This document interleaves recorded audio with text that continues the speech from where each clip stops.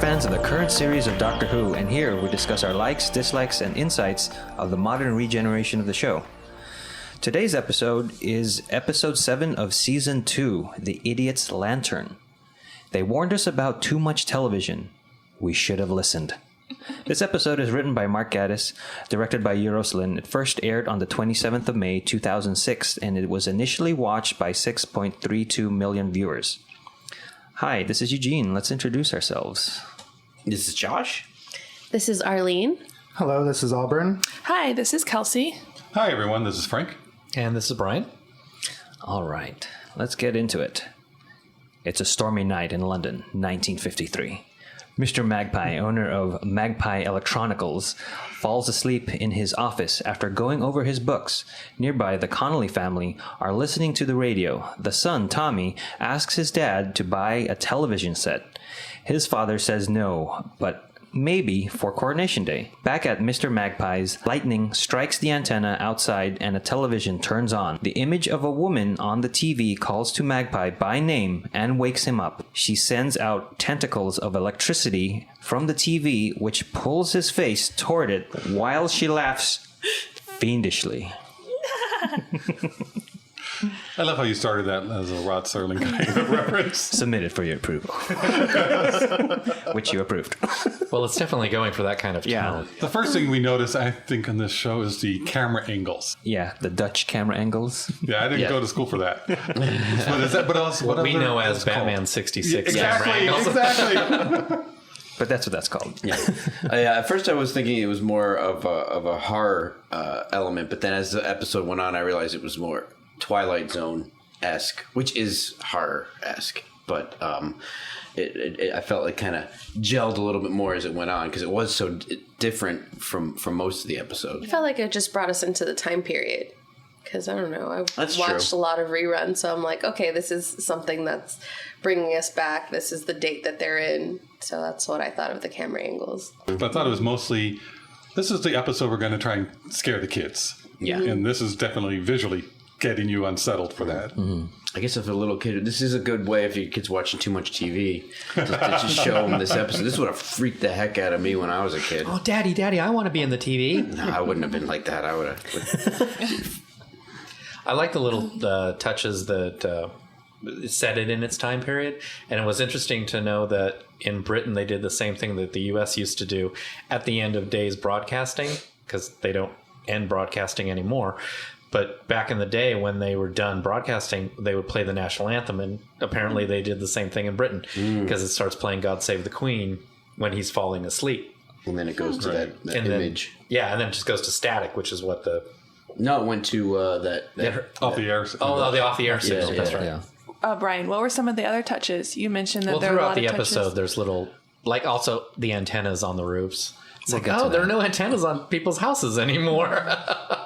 Well, I mean, we see one antenna right now that gets struck by lightning, and it's in the shape of sort of a swastika. Yeah, And definitely. all the antennas look like that. swastikas. And then in from this then episode. on, yeah. And that was intentional. They did that just to be kind of menacing and post-war, just to remind you of the time period kind of thing. And was this our first red lightning, or did we have red in previous episodes? I don't remember it jumping out at me, so I Maybe. think just, yeah. their effects budget went Yeah. up.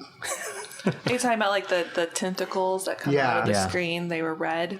And also that hit the antenna in the air. Maybe just to connect that it's an alien Yeah. thing.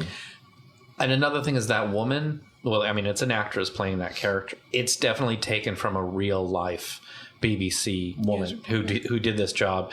I think she did it like from the late 40s to the early 50s.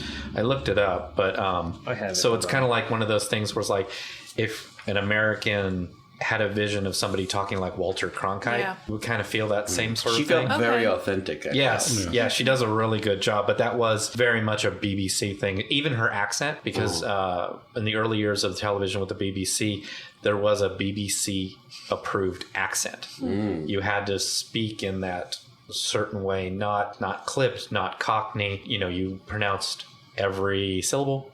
You speak. Are you sitting comfortably? You know, and to get a job on the BBC, you had to speak that way. No blimey. No blimies and no bloody. Bloody was like the worst that's swear a word bit. you could ever say. I have that information here. The phrase, "Are you sitting comfortably? Then I'll begin," was popularized by the 1950 to 1982 BBC radio series Listen with Mother. And it begins with those words. Looking at the Sorry, I just found the information. The Wire, played by Maureen Lipman, is closely modeled on British TV presenter Sylvia Peters, and so she was one of the BBC's primary continuity announcers from 1947 to 1958, and she helped the Queen in real life learn how to do the Queen's Christmas speech, which is an annual event. Every Christmas Day, the Queen does a speech on TV. That was new. This real life woman helped the Queen how to do that every year. Yeah. Oh, wow. Nice. I wonder if there's any correlation to that idea to this particular episode. I think maybe, but it's more just the time period. You know, anybody who lived through that time period would go, "Oh my gosh, they have that woman." The Connolly family at the beginning looks like a typical nice family sitting around listening to the radio. And even the grandmother saying, you know, "No, we don't need a TV. It'll just rot your brain," and warning about how terrible that would be to have a TV. So it's a nice family, but you know something evil's lurking. You know something else is coming. You know, it's just a big setup for that. Yeah. A month later, the Doctor and Rose arrive, thinking they are in 1956 New York to see Elvis on the Ed Sullivan Show, but arrive instead in 1953 London, the day before Queen Elizabeth's coronation. Mr. Magpie is delivering TV sets and tells them that everyone can afford one thanks to the low prices at his shop. Rose notices that almost every house has an antenna, but recalls that TVs were so rare in 1953 that people gathered to watch the coronation in the few homes that had one. Has it been common yet, even in the first season, that they keep ending up in the wrong place? Like he doesn't know where Yes. he's landing. Yeah. It happened with Unquiet Dead. Right. I do remember that. And that's also kind of goes back to the original series because the TARDIS was kind of cranky. Unreliable. Unreliable, yeah. But much more fun. So it's not, you notice that they're surprised but not shocked. Yeah. They're like, "Oh, here we go again." Yeah. So It's and a great- can I just say, just for me, scooters are not cool. It's not a scooter. It's And then I was thinking helmets probably wouldn't have been used either if they were using a scooter in 1953. That's true. I was That's wondering very about that, true. too. And the other one was the costuming. Like her dress was definitely not 53. And I was thinking, okay, it could have been 56, but the material that her dress was made out of is not something that would have been used. So I'm like, someone would have spotted that out really quick. Yeah, like, and her "Ooh, jacket was nylon. what is this?" Like, and her like dress was polyester, and polyester wasn't used as much in the early 50s. So, yeah, Her jacket was her normal jacket. Was it Oh, denim? was it? Yeah, it was No. that No? blue. The blue. Oh, okay. It was that blue yeah. metallic looking like, yeah. I jacket didn't know that if that she was- always wears. Oh, okay. And I remember thinking, like, oh, that's cool that she was able to wear that jacket Yeah, and still it- be period, but I didn't know if it was leather or I guess she not. wasn't. I didn't know what I didn't really No, I think figure out what it had snaps, and it looked like it was nylon, and I don't know, the but old members only type. not quite members only. it felt very like if you were going to Elvis show. So I'm like, I guess it would have worked if they were in New York in 56. Yes, it was much more. Right. Well, And they did it purposefully, and I thought it was really interesting because the other costuming that they had throughout the rest of the episode was really great. So Yes, it was to have them stand out and it just not fit in. And it's odd for this episode they actually went in costume. That's something Jack used to do, kind of thing. It's like you dress for the period you're going to, and they never did. So, well, I guess they did a little bit. Unquiet Dead just comes to mind, but that was something that we're going for fun. This is just going to be a fun trip. That's nice to see that they're doing other things besides Right. seeing them, having problems. Of course, they always run into them, but they do have fun. They are going just for maybe a date or something. And the doctor's hair. yeah. It's the only thing changed. That's just great, the doctor's hair. Well, his suit's kind of period in a way. well, really, how much do men's suits change? Exactly. Pants and a cut jacket. Okay, Unless it's the 70s. well, there you go. Oh my god. Down the street, Mr. Connolly exclaims to his wife Rita and son Tommy how great their new TV set is, but his wife is horrified at what happened to her mother's face since the TV arrived. Next door, a woman screams for help as two men place her covered-up husband into a waiting police car. Tommy runs outside and tells the doctor and Rose that many people are turning into monsters and being taken away. His father orders him back into the house. The doctor and Rose chase the police car through the streets of London, but lose them in a dead end. Rose suggests that they go back and question the neighborhood. Do you love how, at this point, Rose and the doctor are basically equal? Mm-hmm. You know, it doesn't matter. She has a plan, or he has a plan. She has an idea, he has an idea. It doesn't matter where it comes from now. They're both coming up with good ideas that are effective. Like when they're on that Vespa and she says, let's go back. He has a comment. I mean, he kind of teases her a little bit, but that's just because it's the doctor. But it's a good idea. You know, and it's like definitely there's no subordinate role at this point. They're very independent and coming up with really good ideas. And especially when they go into the apartment and start interrogating. Yes. And even that first moment when they open the door and they both say hi really big. Right. Very comedic moment. And then the turn when the doctor gets angry and how she's real on the husband and doesn't let him get away with being a jerk. Yeah, it's good. They're in sync. Yes. Very. I did like how we don't see what's going on with people's faces. It's all just talk, so it's just the old-fashioned building everything up, covering up the people so you don't see what's going on, just to get you enticed a little bit into this. And they do show Magpie getting affected in the beginning to show you something creepy and spooky, but they don't show you the effect. That's true. But then the next time you see him, he's fine. He's almost unrecognizable. The first time you're watching it, you're going, "Wait, is that the guy we just saw in the I beginning?" didn't recognize him. But you know, he's really why? Because he's a different we saw demeanor. him so down on his luck, Yeah. and like now he's wearing a full suit. He's looks rested. You know, he's happy. He's, you know, chipper to do his job. Whereas we saw him in the dark of night. Oh, my life is awful. He's losing money and all see. that. And he's the one who's delivering the TVs. Right. And I didn't recognize him. I thought it was just a delivery man at first. Yeah, me too. I recognize the same the guy? actors, so Okay. maybe that's why I knew. And also, we don't know exactly if it's a month, but they reference a month later on. But, so it could have been a little bit longer that Had he's time been to building rest. all this up. True. Well, speaking of the actor, if you may recognize him from Hot Fuzz, he was the doctor. Hot Fuzz. Yeah, Sorry, no. But when they turn down the alley, there's a big truck blocking the rest of the street, and that's because there are modern cars that weren't moved when they were notice filming. So they brought the truck out to block all the other modern cars and stuff, so you can't see it. And I do like A the nice whole big TARDIS blue truck. Yeah. It's just in the middle of the street. And I do like the Operation Market Stall. It just calls for that. They drive through, close it off, put the little cart in front of it. So Like where did they Indiana go? Jones. It's great. It's fun.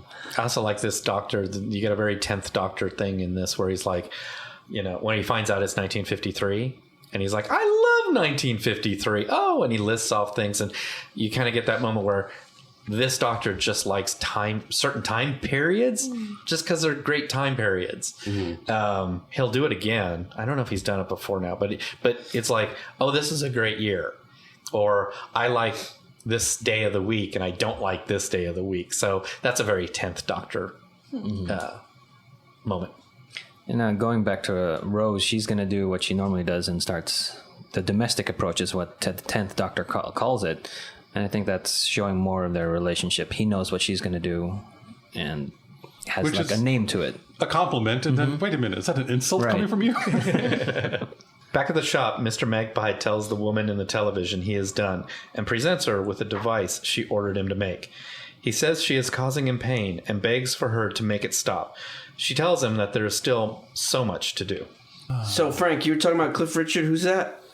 Well, they mention it when they get out of the TARDIS, and Rose knows the lingo. And she goes, oh, yeah, her and her mama used to watch Cliff Richard.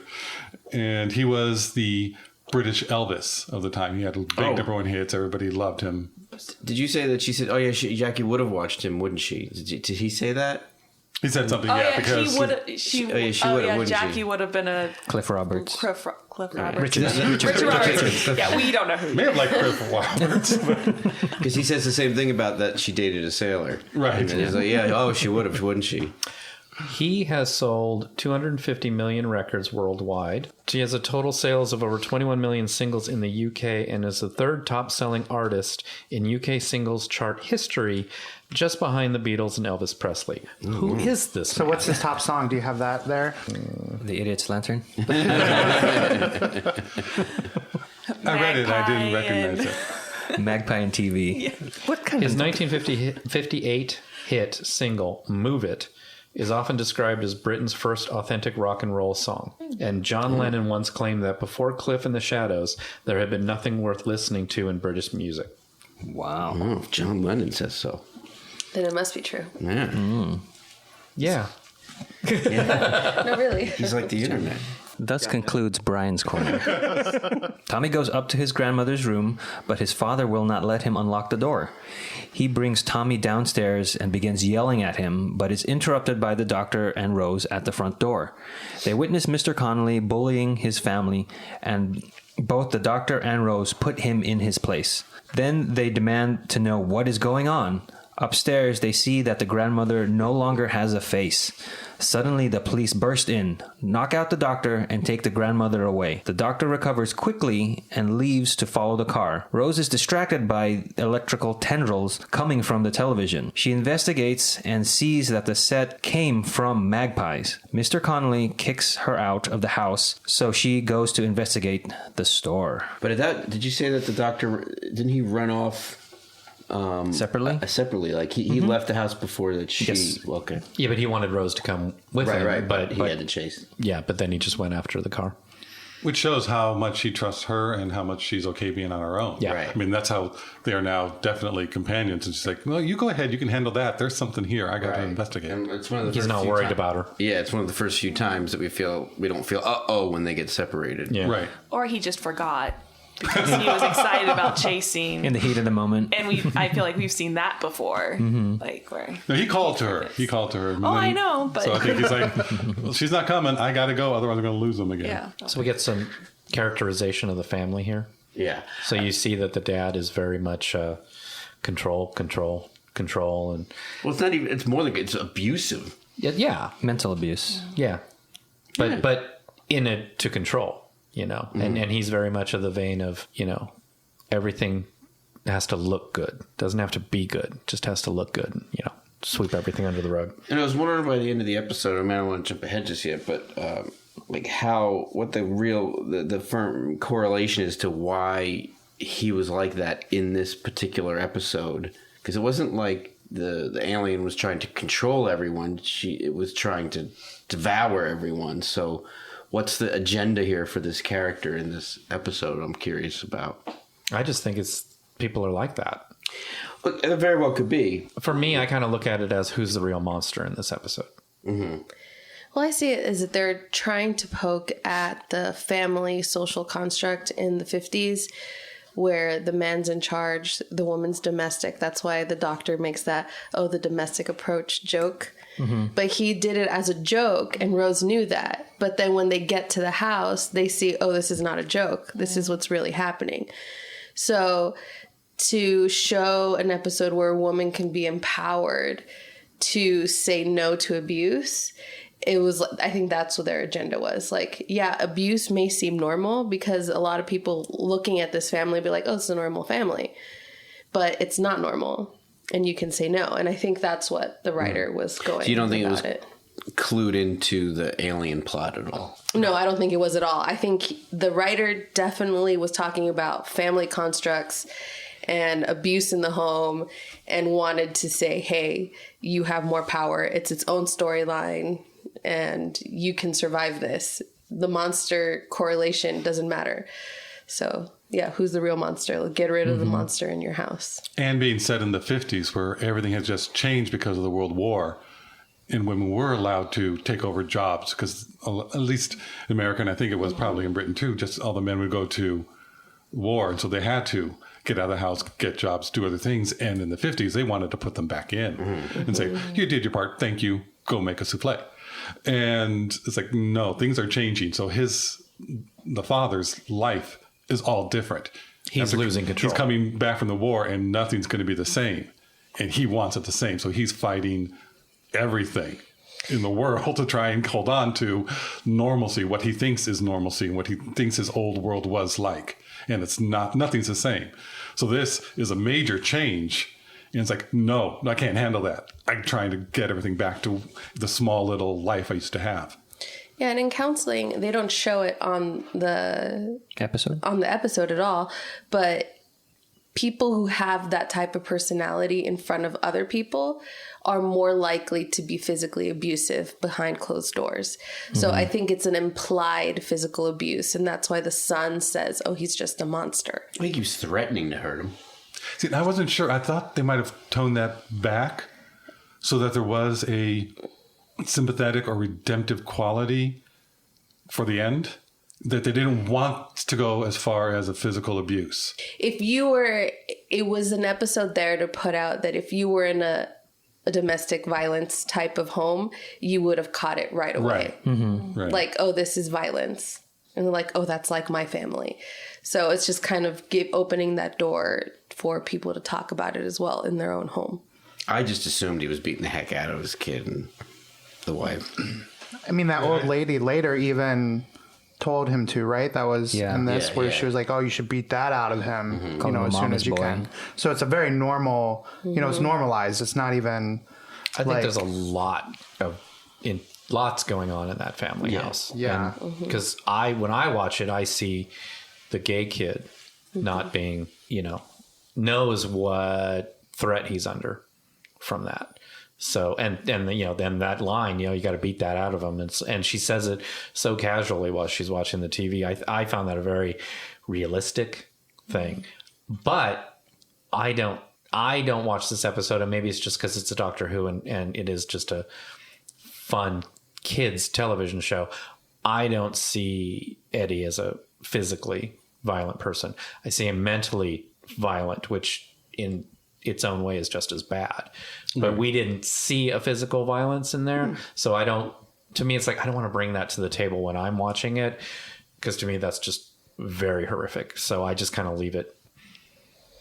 But, you know, sorry to go into like a psychology standpoint. You know, I do youth counseling. So with episodes like this, you kind of watch them and you see the reaction in the children, and it kind of opens the door for them to talk about things that are happening in the home.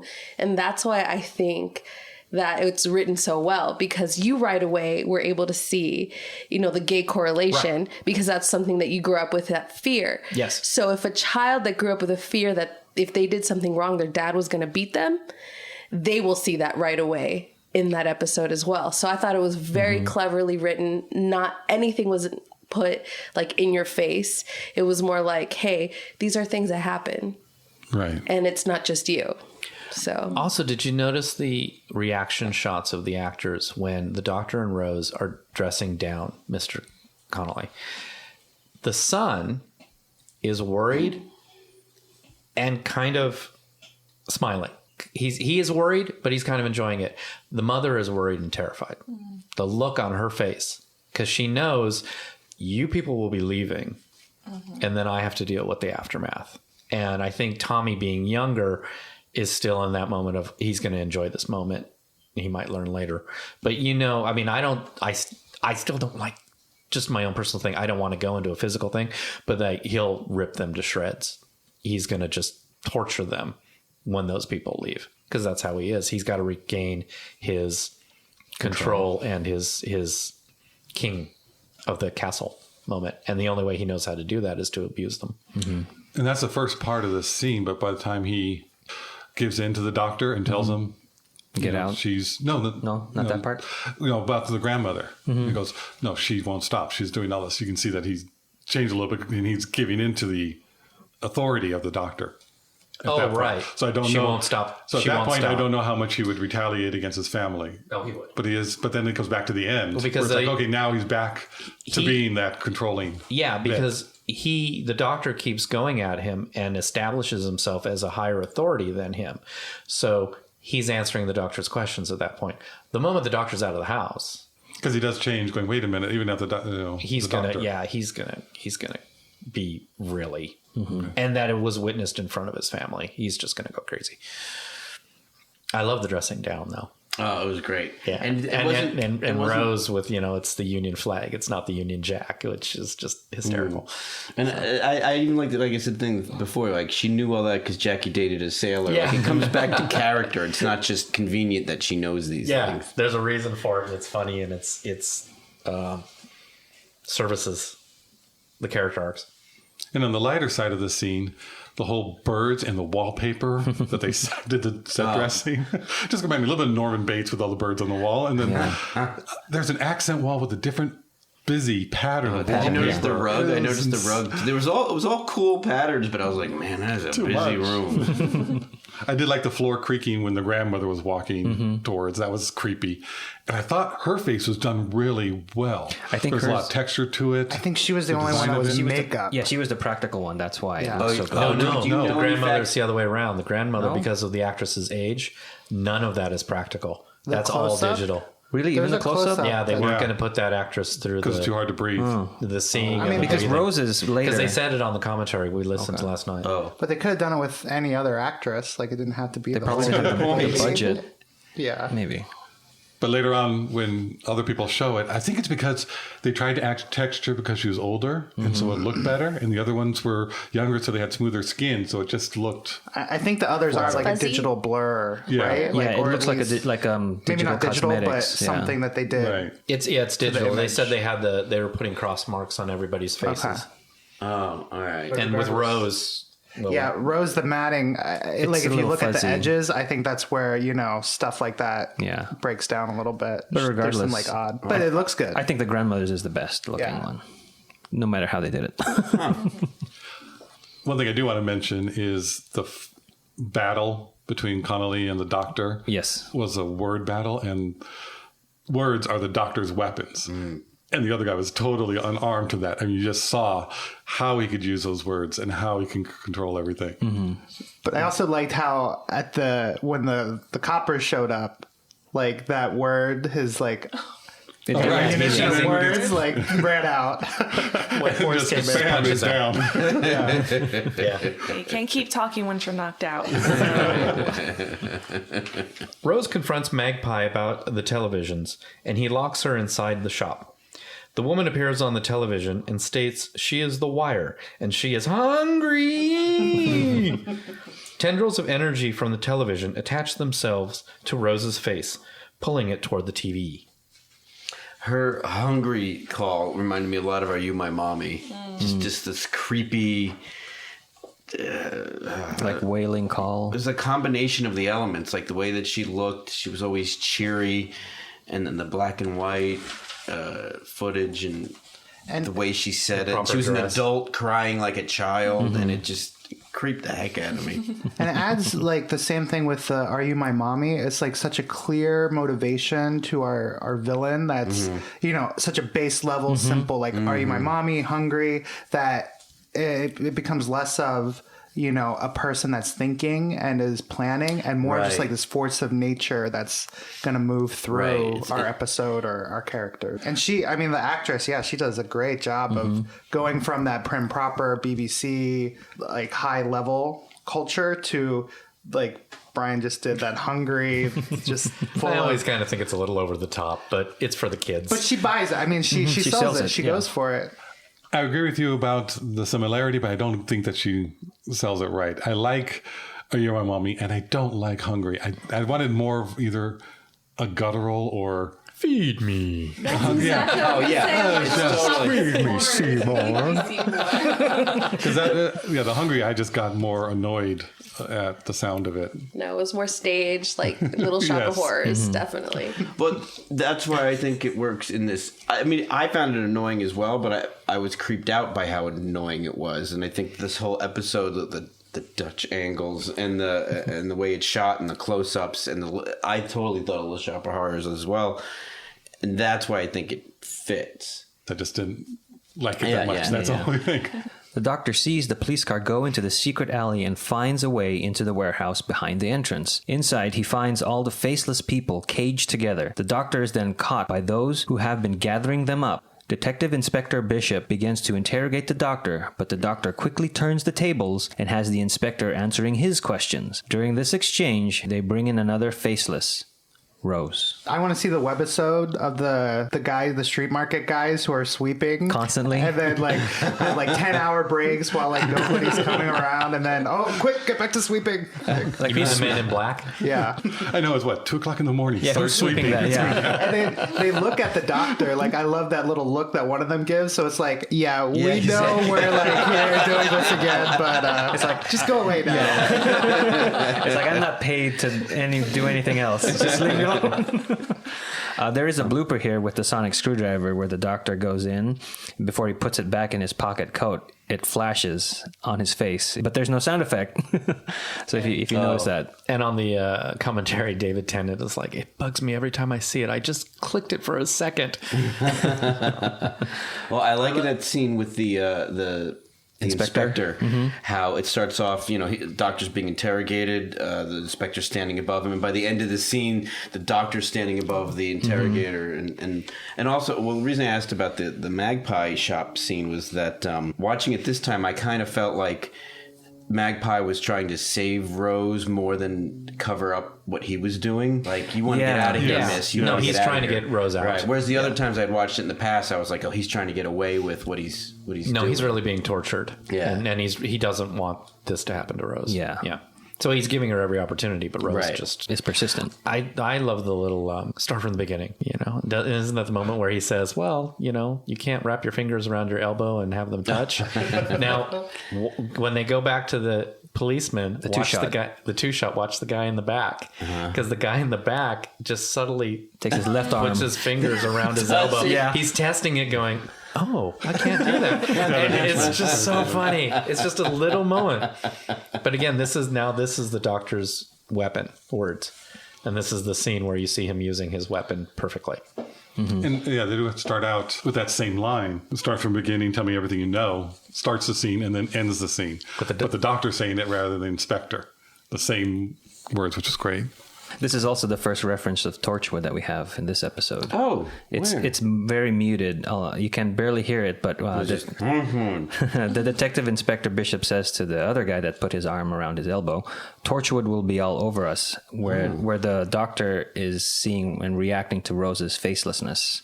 Yeah, because earlier on the doctor is saying, "Oh, you've got orders from on high," and all that kind of thing, and then it's kind of insinuated that Torchwood is in charge. Yeah, calling the shots on this. One thing I noticed that I didn't understand was the hand grasping. All of the faceless people they do a hand grasp every once in a while. Was that ever explained? I will do so now.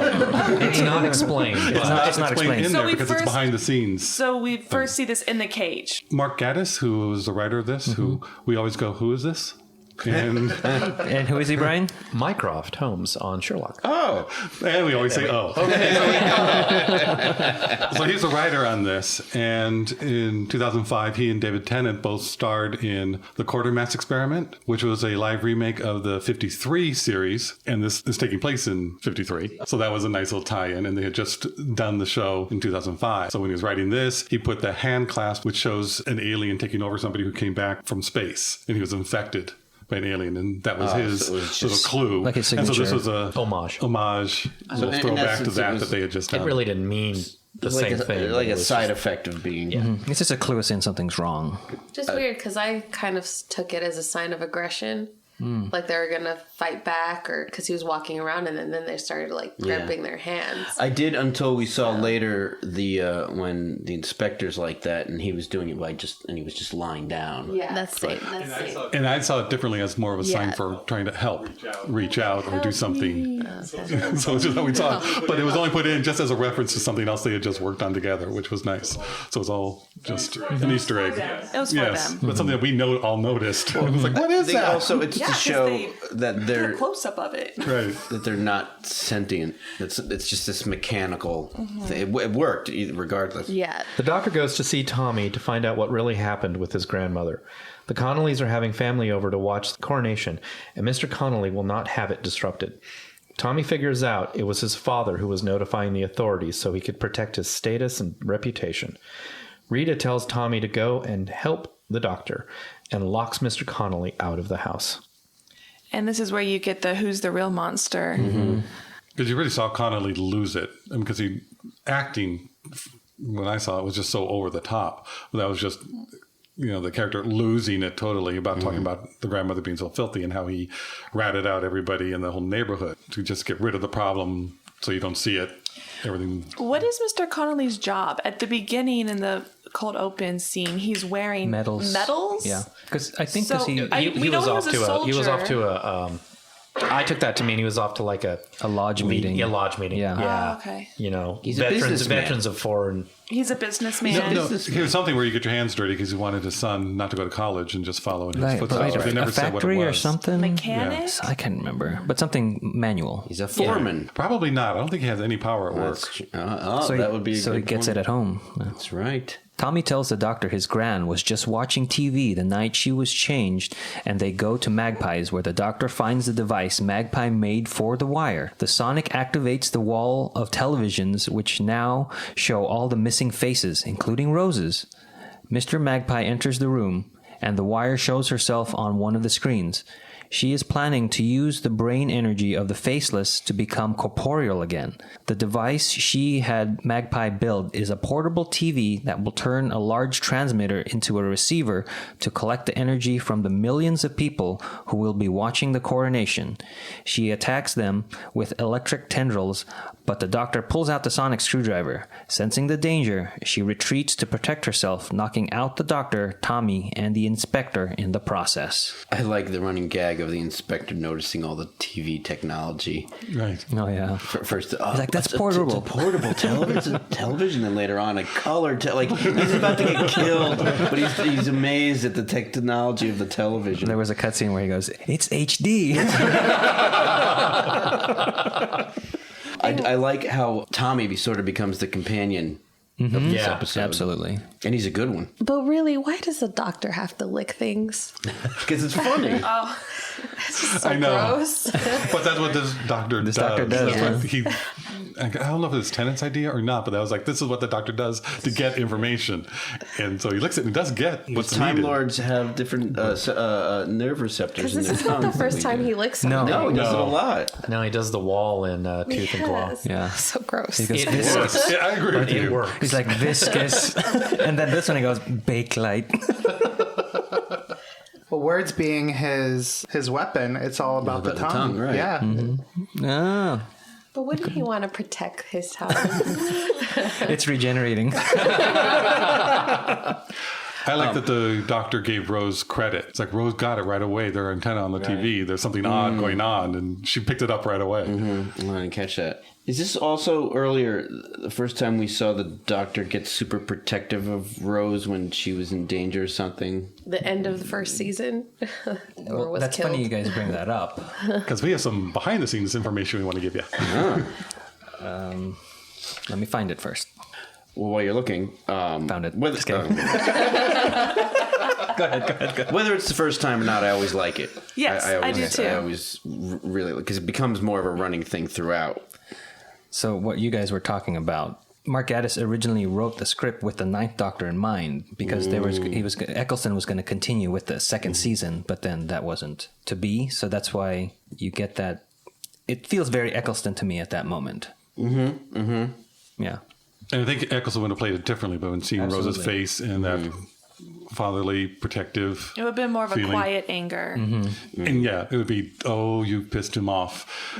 And Tennant just goes, I think, a little too over the top on this one. But he's trying to make it different in his own.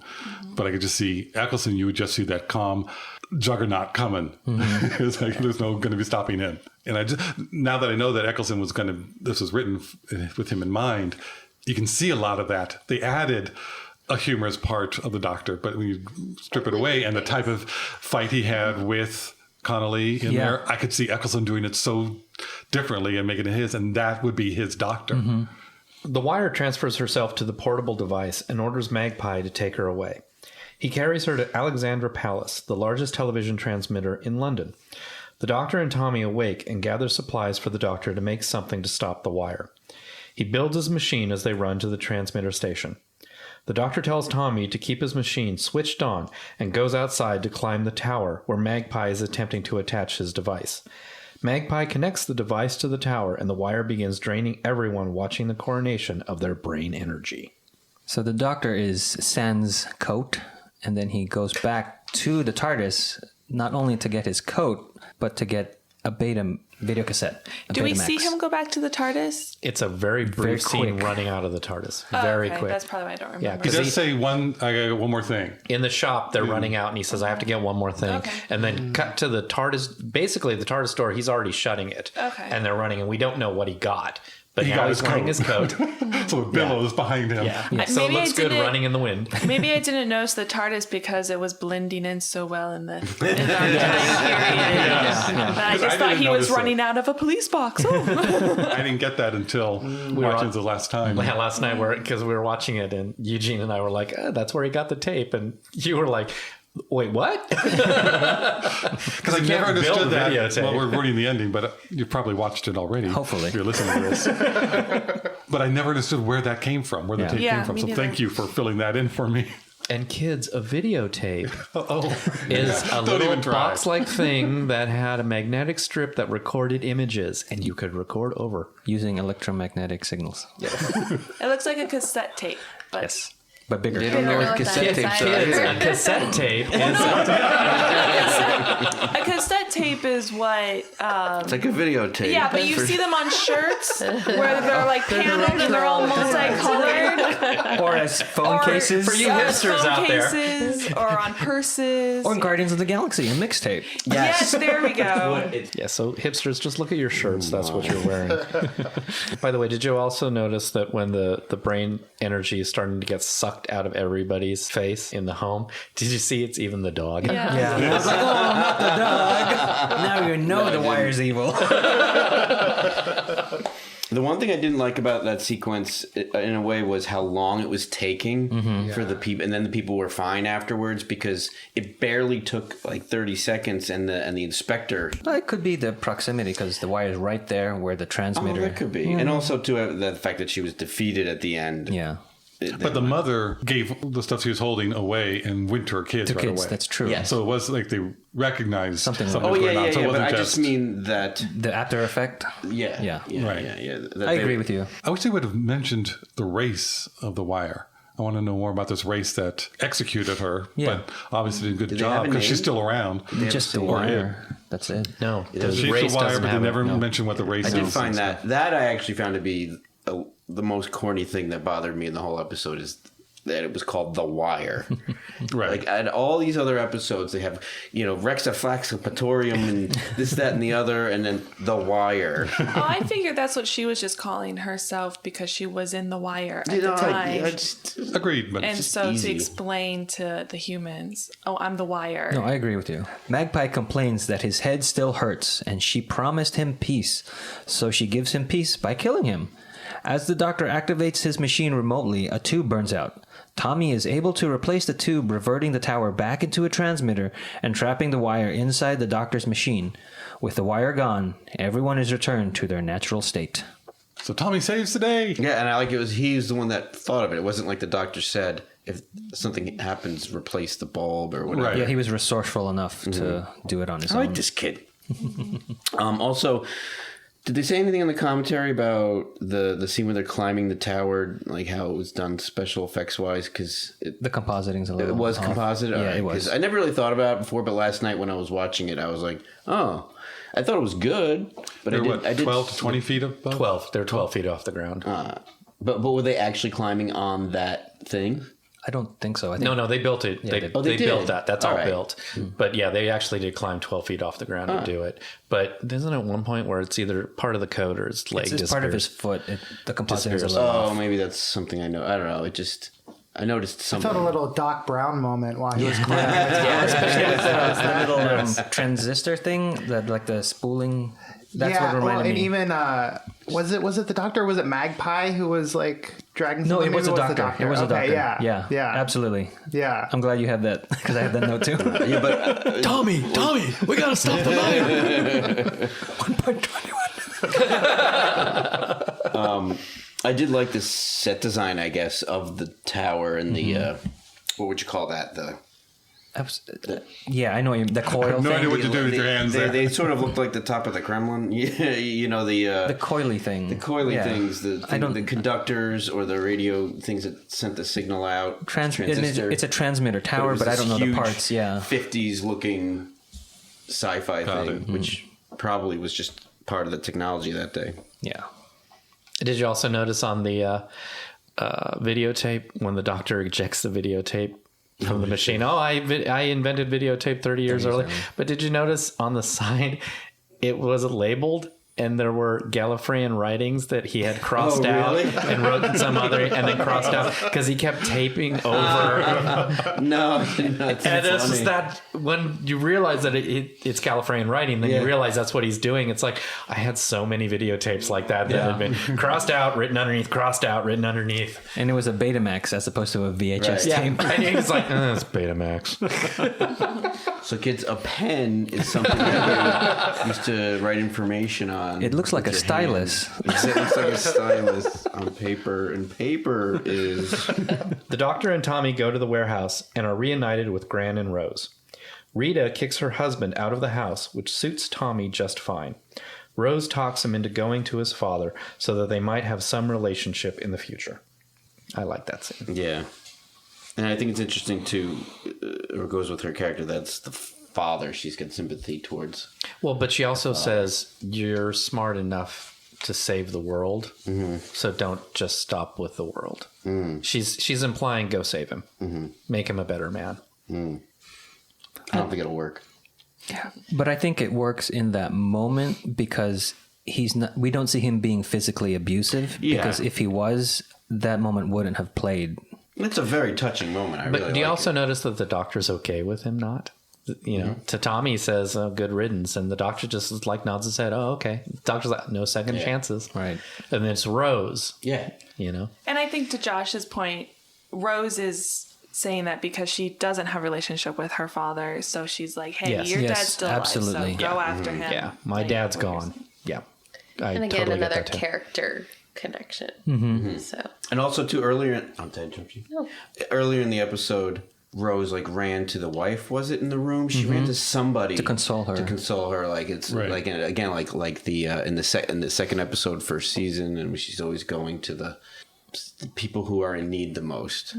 Did anyone else notice how many times Rose mentioned her mom, especially at the beginning of this episode? I don't know. That just stood out to me, and I was just wondering, like, I wasn't keeping a tally, but I did notice it was like 3 or 4 times, and 3 times all within like the first 10 minutes of our episode. Like, she mentions the story that my mom told me about how everyone huddled into a house for the coronation, and then she's like, oh, my mom and I used to watch this show with Cliff Richard. And then again when she was like, oh, my mom dated a sailor, and I was like, goodness, like, why? And I don't know, is it because we just came from the episode in the alternate universe, be with the Cyberman and episode. we're trying to like because she lost her because Jackie died. That Jackie was gone. Right. Wow. I'm just wondering, is the writer, are they priming us for something later on where her mom comes back, or is this like, am I just noticing it because we had a very big storyline with Jackie? Yeah, I think maybe mom. it's sort of keeping off-screen characters alive, but also giving an excuse for this young girl to know about these things. Yeah, that's true too. So it's probably a little bit of both. Like, well, what about Captain? It's like how they did in that one mini episode. Like, well, what's going on with Captain Jack? Yeah, just remember, audience, there's these other characters, but I think how else is she going to know these things? Right. You know. Some notes here. Magpie Electronical's logo has been in other episodes in Doctor Who since The Idiot's Lantern. Oh. It's seen on Martha Jones's television set in The Sound of the Drums, aboard the Starship UK in The Beast Below, on the Doctor's electric amplifier in Before the Flood, and even within the TARDIS itself on the 11th hour onwards, it's on the TV. Why would it be on Martha's TV though? If he died, and it would have gone out of business by then. Maybe Tommy took over the business. He didn't know how to change that bulb. He didn't know how to change that bulb. That's A vacuum tube? it's a tube. It's a Kid's a bulb. Oh yeah, sorry. So apparently, tube. apparently there was no reconciliation with his father because he decided to keep the bad guy's name rather than call it Connolly's TVs. I'd rather it be Magpies. we missed the ad where it goes Magpie's Electronicals, courtesy of Connolly TV. I also looked up Magpie because I just thought that was kind of an odd name. It's a superstition to see a lone magpie brings bad luck. The Doctor also makes reference to a song "Never Too Late" by Kylie Minogue. Incidentally, she will appear in the Doctor Who episode later on. I did. I don't know if I felt this way originally when I would watch it, but I really felt bad for Magpie, and I found that interesting. That basically the man who the character who was carrying out the evil plot physically, you were always on his side in a way. I mean, you never wanted him to succeed, but you always. I thought they had written Magpie more menacing. Yes. Oh. At the beginning, then toned it down. Yes. They wanted you to feel bad for him. Yeah. No, I like that. It's the dichotomy of it. Shall we say who this episode is good for? A new Who viewer, a casual viewer, a fan of Doctor Who, or a diehard? Josh, why don't you go first? I think a casual viewer who's sort of seen it before. I think it's a good standalone episode, but I think the style of the way it's shot isn't in line with how it usually is. So a new viewer would think, is this the show? And it's kind of not the show. It's just the story is very the show. But the way it's directed, which I like, is not. So I think that would have too much influence over a new viewer. So I say casual. Cool. Weirdly, I would say it's good for anyone. Like, even if you, like, accidentally caught it on TV and you're like, oh, this is interesting. It's just good introduction to some characters, and it shows you that it could be weird and maybe not always the same. So I'm like, I'm okay with a new Who viewer. And even when I watched this over again, I didn't remember watching it. So I don't know if it's like a bad thing or a good thing, because it didn't leave a huge impression on me. But it was kind of like, oh, this was a fun episode to watch. Like a nice little standalone. Yeah, a nice standalone. So it doesn't matter. Like, if you didn't like it, then hey, here's another one. So new for everyone. Making me change my mind. It does have a lot of good, like, it's got the time travel. Go ahead. Sorry. It's got the time travel of the 50s. It's got the sci-fi. It's got it's got all of the Doctor Who elements. Yeah. I just didn't know if Arlene should always go first because she always has us thinking different ways. Or go last so that it doesn't affect our way of thinking. No, I'm going to be Lucy. Oh, that looks good. Oh, that looks good. Oh, that looks good. I already changed your order. Because I already changed it because of what Josh said. Now I'm with Arlene. Oh, no pressure. I never agree with you. I think I'm going to go with the fan of Doctor Who. I do like it. It's a good episode. It's got good stuff in it, but I am a fan of Doctor Who. And like you said, Arlene, I don't remember it. Like I didn't go into it saying, oh yeah, this one, or oh, I really hated this one. So I'm going to say, fan of Doctor Who, just because, they can't all be for everybody. So right. Thank you, Auburn. Well, I do remember watching this episode, and I remember not liking it. And I but like when we are going to do this podcast, we have to watch it again. I was like, oh, this episode. I really never wanted to watch this episode ever again, just because it didn't leave an impression on me. I didn't enjoy watching it the first time. So even though, we found a lot to talk about in this episode, like it brought up a lot of good discussions, I'm going to say that this episode is good only for a diehard fan who has to watch every single Doctor Who episode, because I don't consider myself a diehard. I consider myself a fan, and I didn't like this episode. So I'm going to say it's good for a diehard. We got our first diehard. Yeah, I'm so excited. I'm a little torn between either the fan or the diehard. I'm on the fence on that one. I don't think it's good for a new viewer because it's not really representational of the show. in that they're in costume. It's a little different than what they usually do. I didn't like the episode overall. It's not one I hate, but it's like Arlene was saying, you don't really remember it. It's not one that you come up with of being, well, what's the worst episode? There are some others that fit that. What's the best one? I think a fan would like it. And I don't, should I go for the fourth one? I'm just a diehard. Oh. I feel like it's just so middle of the road. It's kind of like you can't really super fail in this one. Like people can say like, nothing really great, but nothing really terrible. Yeah, and it's just like, and it has a lot of like story, and it's fun, and they're solving something. I don't know.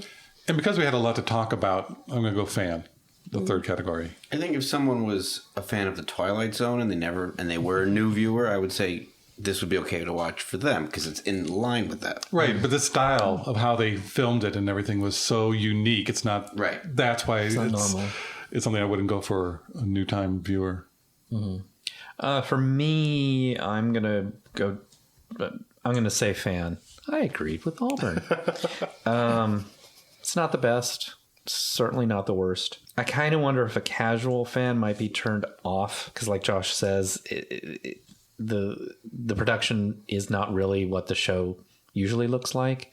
I mean, they might wonder it's some weird. Yeah, they're always going to be doing weird things. You don't want to say, "Oh no, it's not always like this." Yeah, exactly. So I'm going to stick with the fan. I do think fans would enjoy it. I enjoy it. I don't ever seek it out, but if I have the disc playing and it continues on into this episode, skip. I skip it. Yeah, so I'm going to say fan. Cool. I'm probably going to go with casual just because we had a lot to say. And I don't have anything bad, particularly like horrible, remembering this episode, but also nothing particularly great. But it's also not as bad as some episodes will be, so I'm going to lean toward casual on this one.